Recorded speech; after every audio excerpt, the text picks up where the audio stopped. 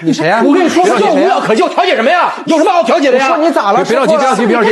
你就是陈老没，寄生虫，你就是个城市后，你啥也不是。好，小人先别说话，你先坐那，我知道这是怎么不能说啊？这是你姐夫是吗？研究生吗？你还是个啥？这样，你先别说话，你别说话，你先坐那，咱们今天解决问题。那个工作人员，咱们给个凳子。别调解了，有什么好调解？他这种人是，我知道，你都看见了是吧？来，我跟你也没啥好说的，真的，我跟你真没啥。你先回去。他就是一个寄生虫啊，你吃了丁妈就是吃丁姐，你就是我姐的寄生虫，我姐跟屁虫，你就是个跟屁虫。这个家是我撑着啊，你就吃我家的吃了多少啊？你撑着，多少钱？多少钱？你给我多少钱？你给我花多少钱？给你花多少钱？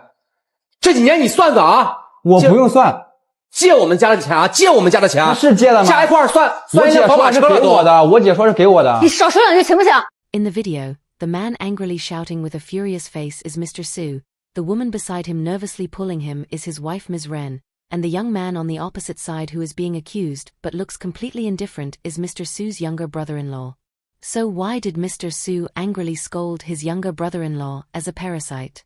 After sucking from parents, now sucking from elder sister, what exactly happened between the three of them, and why did such a big quarrel break out? From Ms. Ren's narration, we learn that her younger brother is 23 years old this year, and has already graduated for 2 years. He spends his days loafing around, doing nothing, useless in everything, but number one in living off his parents. When Ms. Ren talks about her younger brother, she can only shake her head. 工作不认真，天天就上班只有浑水摸鱼，然后也给他介绍过工作，包括也让他去创业过，他都没有一件能干成的。到目前为止，吃家里面的，喝家里面的，还要让我养他。喝家里边的了。你现在花钱哪来的钱？我问你，你现在上网吧哪来的钱？ It turns out after graduating, the younger brother began trying to start a business, and as his elder sister, she even invested to support him in starting a business. After the younger brother failed in business, he also tried looking for many jobs, but he always muddled along and achieved nothing. Now he just stays home fully relying on his parents, and often asks his elder sister for money. The elder sister worried endlessly for her younger brother, but the younger brother did not see it that way. The younger brother said, 我没工作，我吃家里边，喝家里边，怎么了？你上学那会儿没吃过家里边，没喝过家里边的吗？那起码我现在工作了呀，我现在挣钱了，我自己挣钱自己花呀。那我现在不是没工作吗？没工作吃家里边，喝家里边不正常吗？没工作，你不应该去找工作吗？你不应该想想为什么你没工作吗？我没有找工作吗？你找工作了吗？我找了呀。你找什么工作？你说呀。我自己的工作，我为什么要跟你说呢？你找工作，那你为什么要跟我借钱呢？我借钱有用呀。The younger brother believes, when the elder sister went to university she was also supported by their parents, so now that he has no job, letting the parents support him is also perfectly justified and natural. But the elder sister thinks, back then the parents supporting her studies she does not deny, but now she already has a job, and can fully support herself, so she doesn't need to rely on the parents anymore. Ms. Ren said, 你天天你在家你只是吃饭吗？那平时吃饭的时候喊你平时干什么？你打游戏。我玩会儿游戏咋了呀？我现在这么年轻，我玩会儿游戏咋了？我又不是跟你一样。那爸妈在家给你做饭，难道你不应该去你去找工作吗？就是你不找工作，家里面什么你得收拾一下吧。天天在家，你怎么知道我没找工作呀？你怎么知道被子都得我妈叠，被子都得我妈给你叠。我找了工作，饭都得我妈给你做。Ms. Ren said, her younger brother not working is one thing, but staying at home all day either playing games or sleeping is another. If he at least helped the parents with some housework, it would be somewhat understandable. But now not only is he not working, he completely relies on the family to support him, which makes Ms. Ren very angry. At this time, the host asked Ms. Ren, what do the parents think about the younger brother's current situation? Ms. Ren said, 爸，他是真的是溺爱我弟弟到骨子里了。他现在我弟这样，他是一副就是恨铁不成钢，但是他也就没有什么好的办法，他就希望我能够多管管他。但是你说我怎么管他？我这么大了，他这么大，我怎么管他？再说了，我现在都已经结婚了，我再管下去，我自己婚姻都要破裂了。Ms. Ren said, her father usually spoils the younger brother extremely, treating him as the apple of his eye. Now that the younger brother is living off his parents, the parents are helpless, both hating iron for not becoming steel, and powerless. Now she already has her own marriage and family. If she keeps supporting her younger brother like this, then her own marriage will eventually break apart. But the younger brother doesn't see it this way. 自己对我有怨言，而且他婚姻破裂跟我有啥关系啊？你姐姐还婚姻破裂？我没有婚姻破裂，只是说再这样下去，我婚姻迟早要破裂。你俩关系不好，跟我有关系啊？我俩关系不好，就是你造成的。我咋造成的呀？什么都往我身上。要不是因为我天天往你身上贴钱，我老公他会想跟我离婚吗？ The younger brother said, his elder sister's marriage breaking apart has absolutely nothing to do with him. It is entirely because their relationship as husband and wife isn't good. The elder sister said, it was all because of the younger brother that she often argued with her husband. If she wasn't always pouring money into her younger brother, her marriage wouldn't have broken apart. Now her husband has already brought up divorce, while the younger brother's indifferent attitude makes Ms. Rin furious. At this time, the host beside them asked Ms. Rin, besides giving your younger brother some financial support, have you helped him in other ways?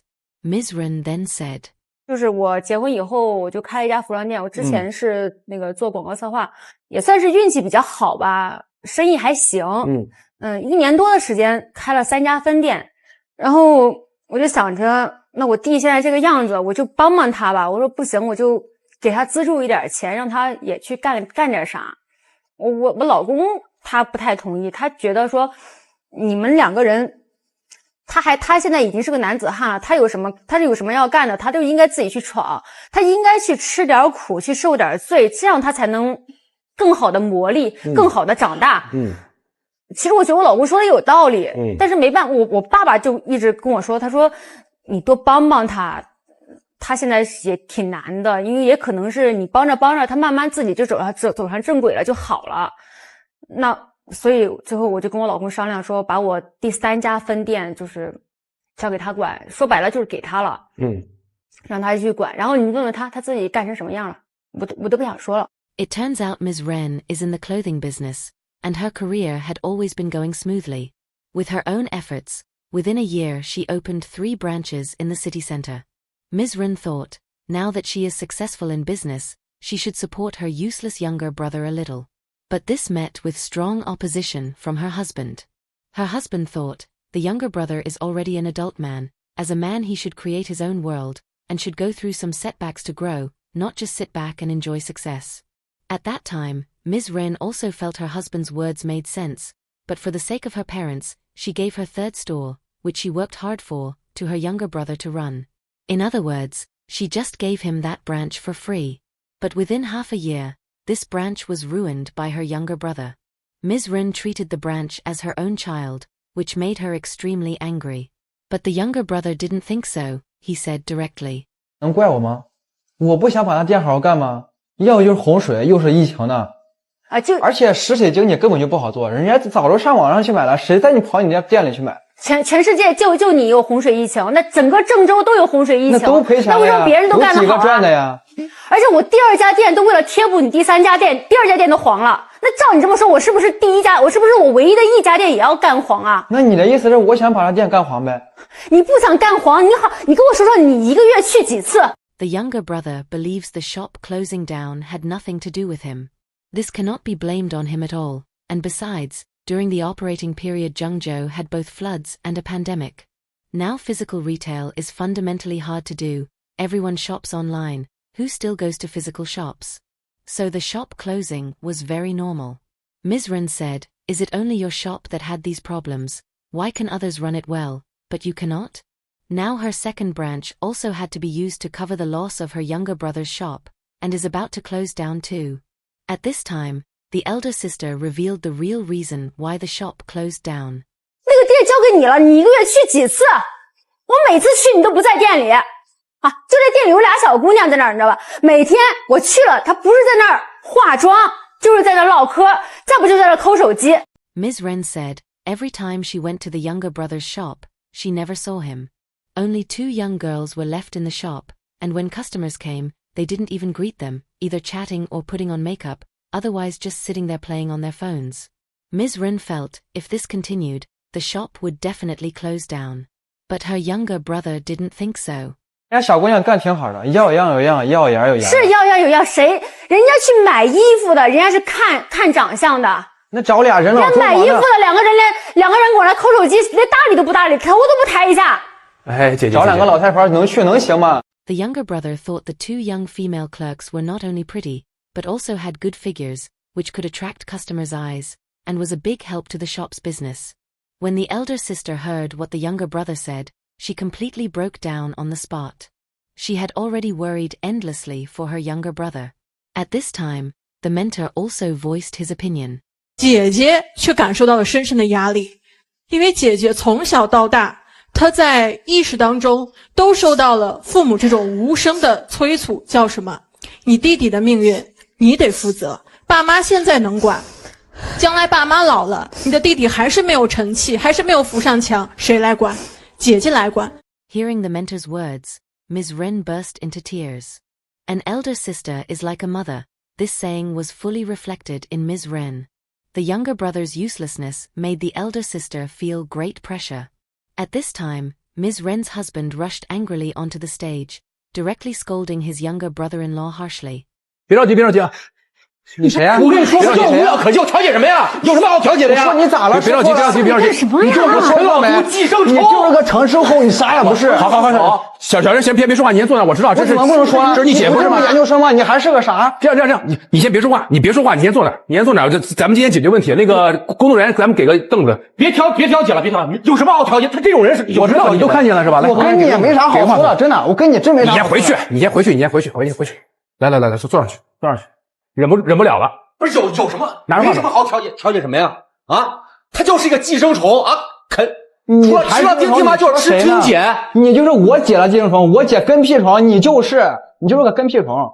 The brother-in-law thought the younger brother-in-law was just a parasite, sucking from his parents then sucking from his elder sister, already beyond cure, and said there was no point in mediation. But the younger brother-in-law didn't think so. He said directly that the brother-in-law was just the elder sister's tail follower. 这个家是我撑着啊，你就吃我家的吃了多少啊？你撑着，多少钱？多少钱？你给我多少钱？你给我花多少钱？给你花多少钱？这几年你算算啊！我不用算，借我们家的钱啊！借我们家的钱是借的吗？加一块算一辆宝马车了都。我姐说是给我的。你少说两句行不行？给你哪次不是说借？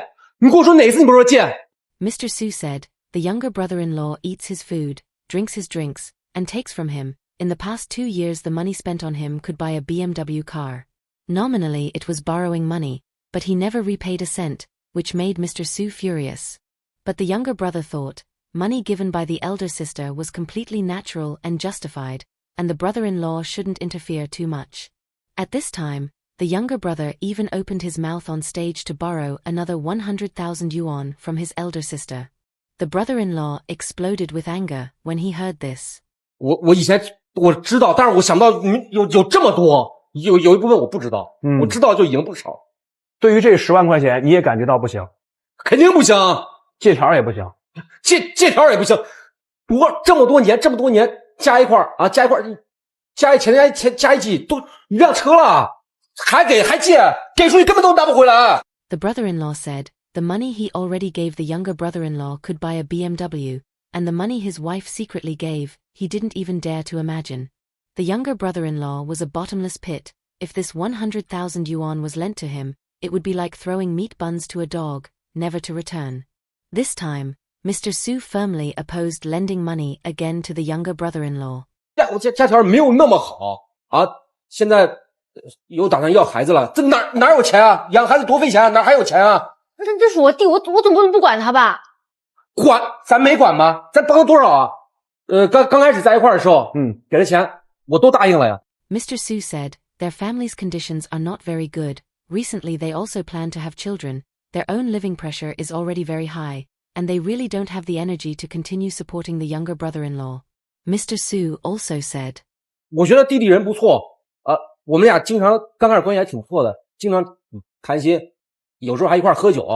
那时候喝多了跟我说家里边哎呀对他不重视，然后向着他姐。哎，我一听我也挺同情他的，我还跟我老婆说，我说弟弟人不错，然后年轻，多给点宽容，慢慢就会长大的，会成长的。成长个屁啊！成长这么多年就啃他爹娘，啃他姐。 It turns out, at the beginning Mr. Su thought the younger brother-in-law was not bad, often even confided in him about his parents favoring his elder sister. So Mr. Su sympathized with him, and often helped him. But slowly, Mr. Su found out the younger brother-in-law was like mud that cannot support a wall. After sucking his parents, he went on to suck his elder sister. At this time, the host asked Mr. Su, "In your eyes, what kind of person is your younger brother-in-law?" Mr. Su said, 刚开始觉得人不错，后来呢，越来越过分，越来越过分。怎么过分？刚开始可能就一点钱，500、600、700、800，对吧？这都无所谓。其实后来呢，大几千啊，上万、7、8万，现在又来10万。那后来呢，10万是你拿出来，最后一点积蓄拿出来，那100万呢？哦，不是没给吗？所以这几年你所看到的就是一个无底洞，就是一个钱在不停的往里砸，听不到响。他就是一个服务闲了阿斗，服什么服啊？ Mr. Su said, in the beginning lending a few hundred or thousand was nothing, after all he was his wife's younger brother. But the younger brother-in-law became more and more demanding, now directly asking for over 100,000, simply outrageous. The brother-in-law even said bluntly, his younger brother-in-law was a hopeless fool, better to let him fend for himself. At this time, the host asked, 做事儿方面呢，咱不说钱，那事儿上呢，你能看到他的一点积极性吗？有没有？积极性什么？这边姐夫，我想做什么？做个什么滴滴司机，然后那边呢，我想做个项目，跟朋友一块弄个项目，没有一个成过，一个都没有，一个都成不了。我怎么没成啊？你成哪儿了？你跟我一块干了吗？你我跟你一块干，我跟你一块，咱整个家都喝西北风去了，跟你一块干。工作你知道啥？我知道什么？哎，你这么多年你干出来一样的吗？你就是个卖水泥的。说实话，你真的啥也不知道。It turns out the younger brother-in-law used the excuse of starting a business to borrow money many times, but still achieved nothing. At this moment, the brother-in-law even revealed that the younger brother-in-law was now being supported by his girlfriend. 看你的鞋子啊，你这衣服都是他女朋友给他买的。都是谁买的？女朋友买的啊。